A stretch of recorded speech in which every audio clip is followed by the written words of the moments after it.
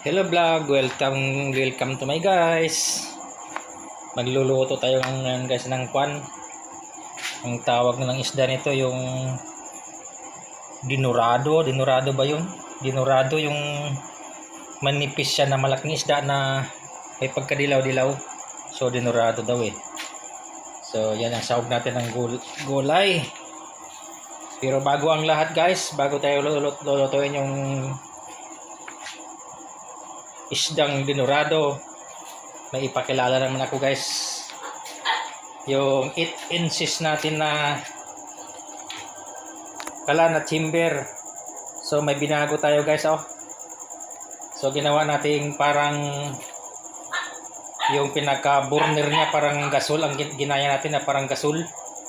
So ganito guys so susubukan natin dahil ano lang yan eh, tuklas lang ng tuklas eh. Subukan din natin yung ganitong design kung ano bang epekto. Ito guys napakaganda naman tingnan eh, parang hindi siya gasol, parang hindi siya oil stove eh. Tingnan nyo guys iba na namang design ito. Maliit na yung awang sa sa chamber eh, maliit lang yung awang niya parang wala pang kalahating pulgada eh. Guys, parang wala pang kalahating pulgada yung awang niya sa paligid So makita natin kung saan lalabas yung apoy ngayon diyan. Yan yung hindi yan naman splash proof. Pero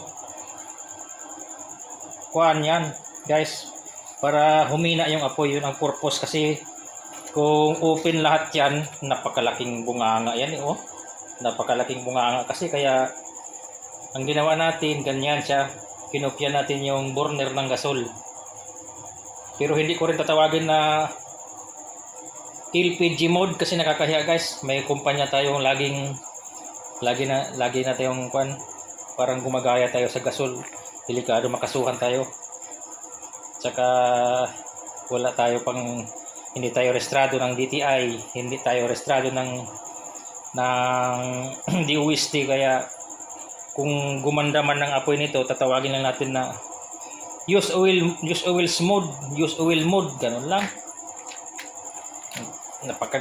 Napaganda mo yung use oil mode. Huwag na natin tawagin na use oil LPG mode, nakakahiya. Kasi mayroon akong ditong nagkwentuhan parang LPG mode dyan ay nag-react guys, kasi siyempre ipopromote yung gawa nating kalan pero isa gasol pa rin sila, kaya mahirap na. Huwag ko nang tatawagin itong LPG mode, kakahiya. Kaya tatawagin lang natin itong use oil mode use oil stove mode, ganun lang, para hindi natin babanggain yung mga kumpanya. Siyempre yung mga kumpanya na yan matagal na yan, kaya ito kahit ginaya man natin yung burner talaga ng gasol yan parang ginaya natin. So subukan natin guys. So dyan lang kayo guys, subukan natin. Yan na guys, yung natin tingnan nyo guys, ang laki yung bunganga ng G8, pero kung ano lang yung burner, yun lang din ang may apoy. Napakaganda guys, para siyang gasol. Parang lang. Huwag natin sabihin LPG mode, parang gasol lang. Ganyan guys kasi yung burner natin 4-in-1/2 yan ang diameter yung burner natin. 30 holes sa taas. Tingnan nyo guys, ang nipis yung apoy niya ayan 1/4. So hinaan pa natin. Yan guys, yung pitik na lang yan, pitik. Manipis yung apoy niya. Subukan natin palakasin. Ito din natin guys, nabawasan yung puwersa talaga. Hindi na siya masyadong malakas kasi may ginawa tayo. Yung 30 hole sa taas, doon na lang napupunta yung hangin, kaya hindi na ganong lumalakas yung apoy. Ayan guys, masisilip nyo yung apoy sa lalim. Basta itong chamber to 8 inches, tapos ganyan yung niya, ganyan na lang kaliit yung apoy. pang mahina lang to na apoy na talaga kasi hindi naman to ganong malakas. Iba yung malakas dito, iba yung burner nun. Kaya salangan natin guys. Pwede na dito guys magsalang na kahit hindi ganong malaking kardero, okay na rin kasi na-control natin yung apoy oh. Napakaganda guys. Subukan natin kung ganda ba. Ayan guys oh. So sinalang na natin yung sabaw ng ano. Ayan oh. Malakas pa rin kahit kon guys. Pinakamahina na yan, nag-orange-orange na kasi sobrang hina na yan, masyapitik na lang.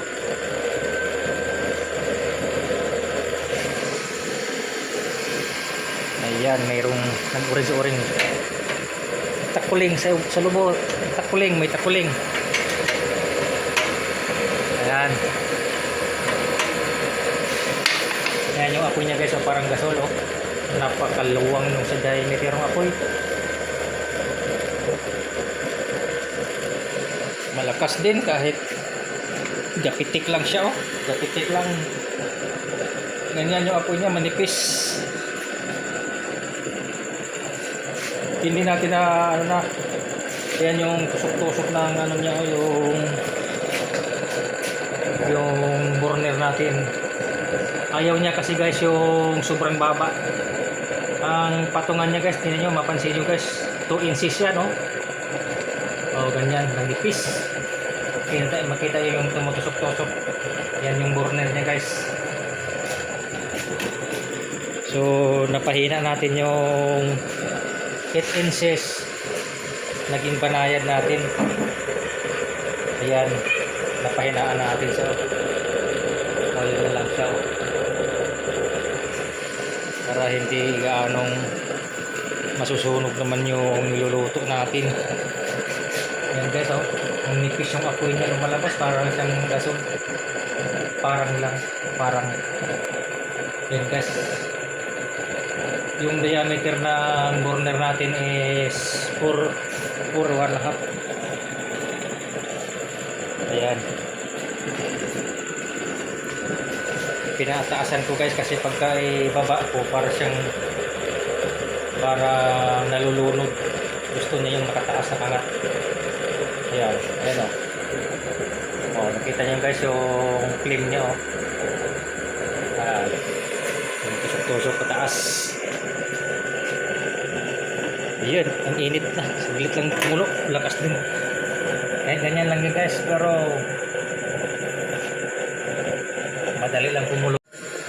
Grabe guys, 3 beses na namatay yung cellphone ko. Siguro mainit yung temperature na ito, ibang klase. Tingnan nyo guys, ang nipis talaga yung flame nya oh.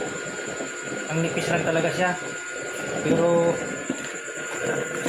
ang grabe yung pulo, tumatalon oh. Tumatalon yung pulo, pero ang nipis lang yung kanya guys oh. Yan oh, yung flame nya oh. Mahina pa masyado yan guys, hindi natin yung volume wala pa sa 1/4, gapitik lang kasi maaapaw. Kaya niyo gano lang yan ang adjustment natin. Yan guys, so wala pa sa 1/4, kalahati sa 1/4. Andyan yung apoy niyang nipis.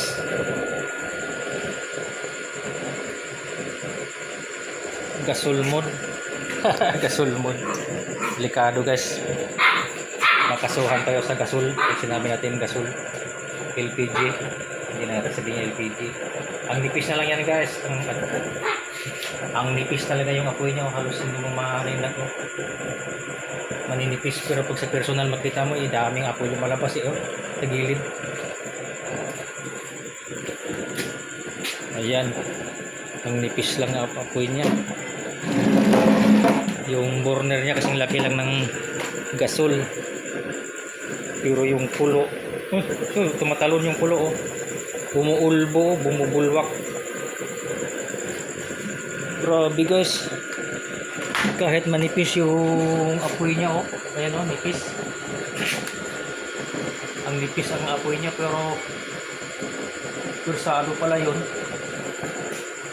Grabe guys. Sobrang relax yung blower natin. Wala pa sa kalahati pa sa 1/4 lang. Oh. Ang nipis niya oh. Ganda guys. Ito na naman yung ano natin. Ito na naman yung